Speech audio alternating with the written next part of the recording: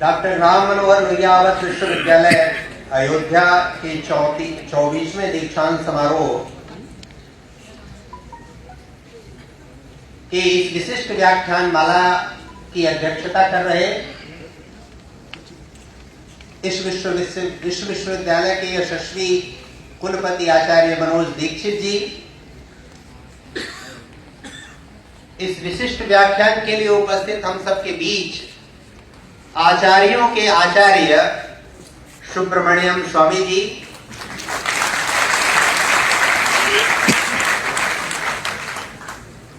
आदरणीय त्रिलोकी नाथ पांडे जी, इस कार्यक्रम के संयोजक आचार्य आशुतोष सिन्हा जी, संचालिका नीलिमा यादव जी, सभागार में उपस्थित आदरणीय मैडम स्वामी, आदरणीय मैडम दीक्षित, अन्य आचार्य बंधु, छात्र छात्राएं, सुरक्षाकर्मी, पत्रकार बंधु,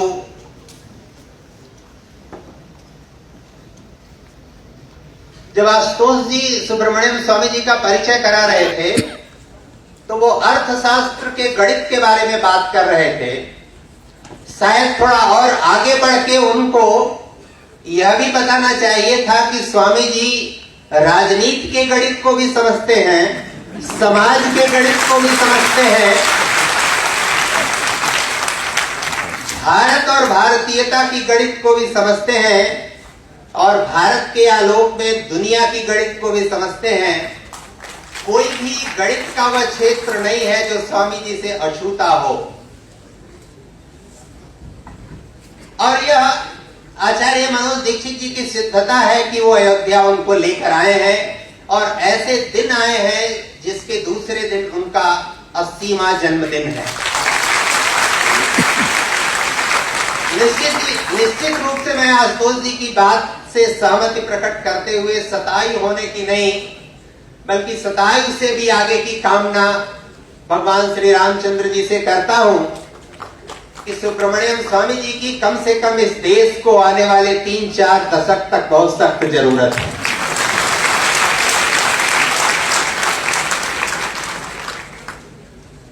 स्वामी जी की एक एक बात हम लोग सुनकर, सीखकर, पढ़कर बड़े हुए हैं और उनकी एक एक बात बहुत सहज, सरल, संप्रेषणीय होते हुए भी अपने अंदर बहुत गहरा मर्म लेकर पैदा होती है। एक व्यक्ति ने उनसे पूछा कि आप जनेऊ धारण नहीं करते, आप छुट्टियां नहीं रखाते, आप कहते हैं कि मैं ब्राह्मण हूं। तो उन्होंने कहा कि ब्राह्मण होने की केवल 2 ही शर्त है कि उसे त्यागी होना चाहिए और ज्ञानी होना चाहिए। जो भी इन 2 शर्तों को पूरा करता है वह उसका उत्तराधिकारी है। शेष तो उसका बाह्य स्वरूप है, बाह्य श्रृंगार आप कह सकते हैं। स्वामी जी जैसा व्यक्ति यह बात कह सकता है और यह बात तब मैं और शिद्दत से कह सकता हूं जब 370 और 35A आपके और स्वामी जी के बीच में बहुत व्यवधान नहीं बनना चाहता, क्योंकि आप हमें नहीं स्वामी जी को सुनने आए हैं, मुझे पता है, लेकिन मैं विषय प्रवेश ठीक कराऊंगा, इसकी भी गारंटी आपको देता हूं। जब धारा 370 और 35A समाप्त हुआ है तब स्वामी जी के कार्यों का महत्व और उसकी स्थापना और शिद्दत से हिंदुस्तान और हिंदुस्तान की जनता महसूस कर रही है। अभी 18 तारीख को लेह में मुझे 1 घंटे का प्रेजेंटेशन देना है इसी विषय पर, geopolitical history of Ladakh and it's strategical importance पर, विषय पर।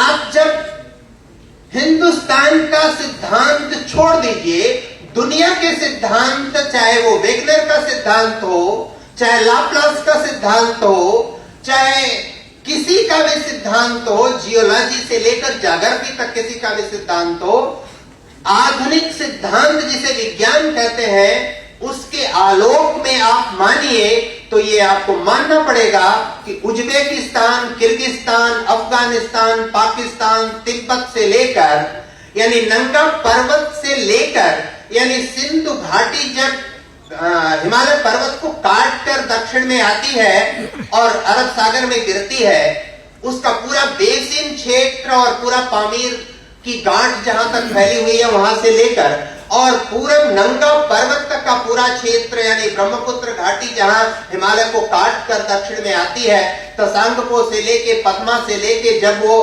ब्रह्मपुत्र कहलाती है और गंगा में आकर मिलती है, ये पूरा क्षेत्र हिंदुस्तान कहलाता है। और इसका भौगोलिक, इसका आध्यात्मिक, इसका तार्किक और इसका वैज्ञानिक कारण है, क्योंकि गोंडवानालैंड की मूल भूमि हिंदुस्तान है और हिंदुस्तान की जो मूल भूमि गोंडवानालैंड है, इसका जब आप पूरा कार्बन डेटिंग करेंगे तो पामीर की गांठ की चट्टान के इतिहास से और तिब्बत के पठार के इतिहास से हूबहू मेल खाता है। इसमें कहीं भिन्नता नहीं है।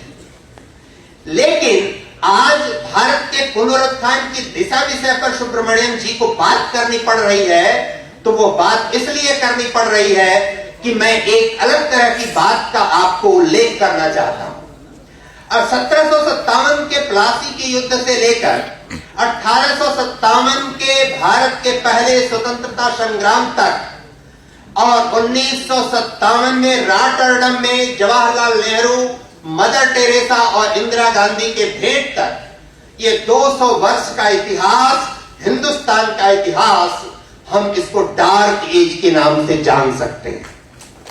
और ये डार्क एज इसलिए भी है कि जब 1827 में Lakshmi Narayan Nehru east India company में मामूली क्लर्क नियुक्त हुए थे दिल्ली में, तब से पहले का काल आप फाउंडेशन ऑफ डार्क एज कह सकते हैं।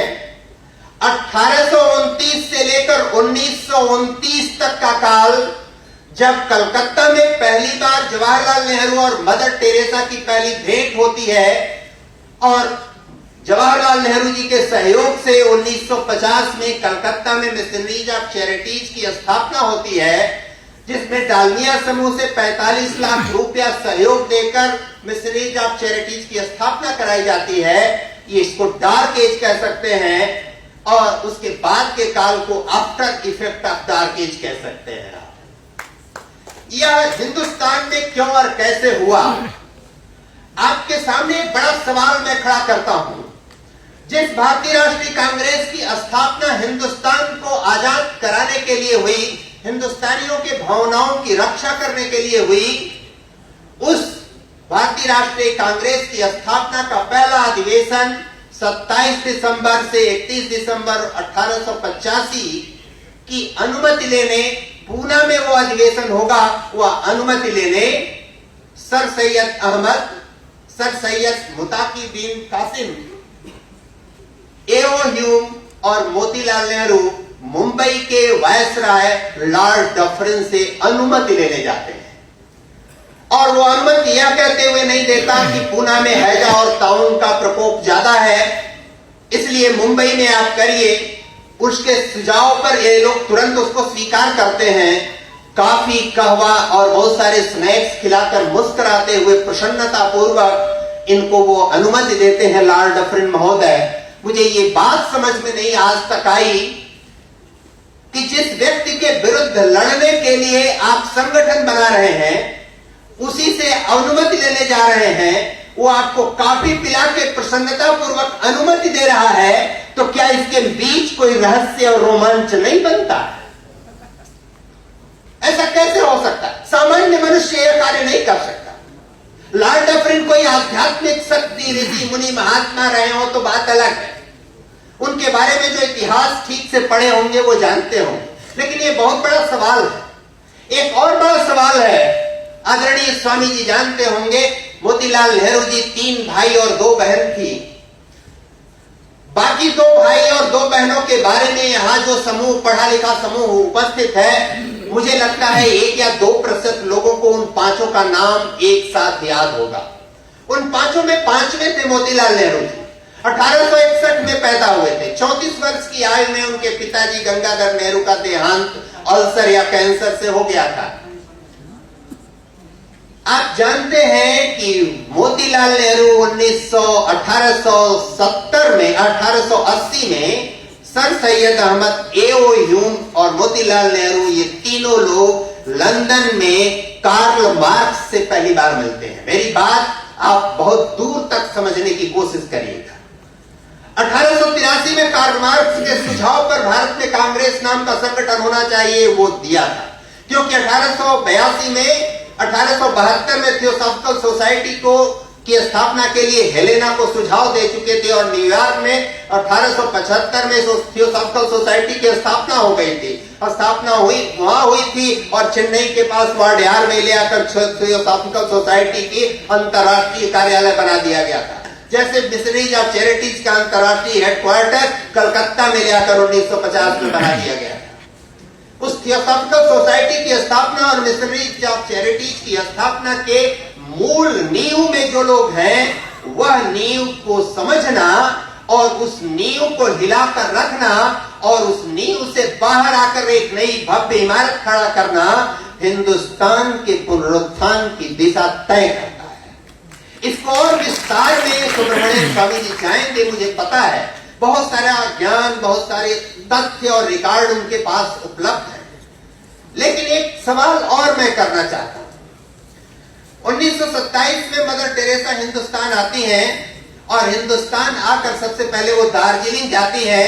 पूरे बंगाल और वर्तमान बांग्लादेश और वर्तमान पश्चिमी बंगाल में 2 वर्ष तक अनवरत प्रवास करती हैं। सबसे पहले वो बांग्ला सीखती हैं और बांग्ला सीखने के बाद वो जब 1929 में जवाहरलाल जी कलकत्ता जाते हैं तो उनकी पहली भेंट होती है और जवाहरलाल जी के निधन तक 1964 तक लगातार मदर टेरेसा जी का सुझाव परामर्श दोनों को एक दूसरे को चलता रहता है। भारत का इतिहास बहुत कुछ कहता है। शेक्सपियर कहते हैं कि कुछ लोग जन्म से महान होते हैं, कुछ लोग महानता अर्जित करते हैं, कुछ लोगों पर महानता लाद दी जाती है।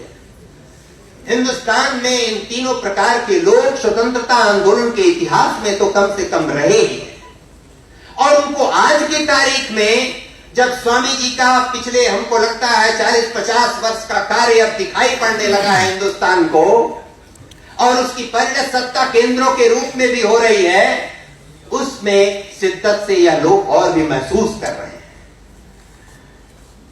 रामनरेश त्रिपाठी की एक कविता है, राष्ट्र कवि रामनरेश त्रिपाठी की, जिस पर गिरकर उदर दरी का तुमने जन्म लिया है, जिसका खाकर अन्न सुधा समनीर समीर पिया है, वह स्नेह की दयामयी माता तुल्य मही है, उसके प्रति कर्तव्य तुम्हारा क्या कुछ शेष नहीं है।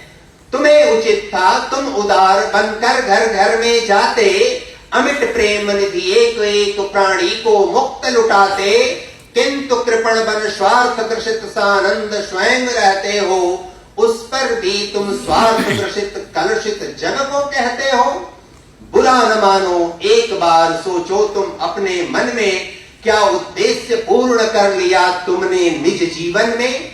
यह उद्देश्य यदि हमको समझ में आता है तो भारत के पुनरुत्थान की दिशा हम आप सब मिलकर आदर श्रेष्ठ, श्रद्धा श्रेष्ठ सुब्रमण्यम स्वामी जी के साथ पूरा अवश्य कर सकते हैं। बात बहुत की जा सकती है, लेकिन आप सभी और मैं स्वयं सुब्रमण्यम स्वामी जी को सुनने आए हैं और इस अवसर पर अधिक समय हम उनको देकर उनको सुने। और मेरा विनम्र अनुरोध है, मैंने बहुत सारे सवाल भी खड़े किए हैं, उन सवालों का भी सुब्रमण्यम स्वामी जी की तरफ से जवाब आएगा और यह भी आएगा कि कैसे यहाँ का हिंदुस्तान की जो वंश परंपरा है इस देश को किस मार्ग पर ले गई है, अपने निहित स्वार्थ में अपनी भाषा का, अपनी जमीन का, अपने माँ बाप का, अपनी मातृभूमि का के विषय में अगर कुछ भी किसी ने नकारात्मक सोचा तो ये समझ लीजिए कि वह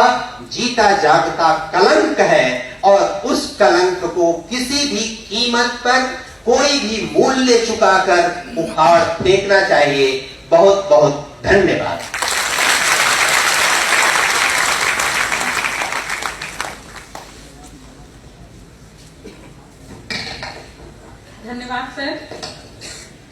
हम लोगों के लिए आज बहुत ही हर्ष और सौभाग्य की बात है कि प्रोफेसर सुब्रमण्यम स्वामी जी हमारे विश्वविद्यालय में पधारे हैं और जिसके लिए हम सभी आपके आभारी हैं।